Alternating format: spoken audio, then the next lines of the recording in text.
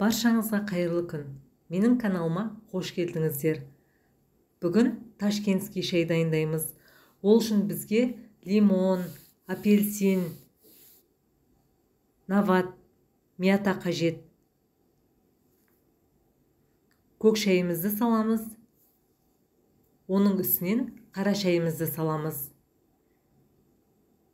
Апельсин мен лимонымызды саламыз.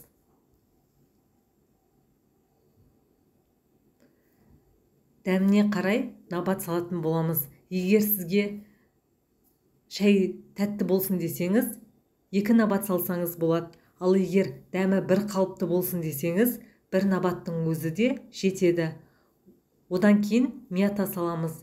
Мята шайға ерекше дәм береді. Содан кейін қайнап тұрған ыстық суымызды құямыз. Шайымызды демдейміз. Біздің шайымыз өте дәмді болып шықты. Дәмханаларда, ресторандарда ұсынатын ташкентский шай болды. Үй жағдайында жасап көруге кеңес беремін.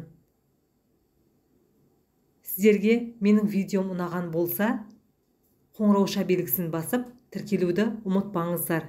Келесі кездескенше сау болыңыздар.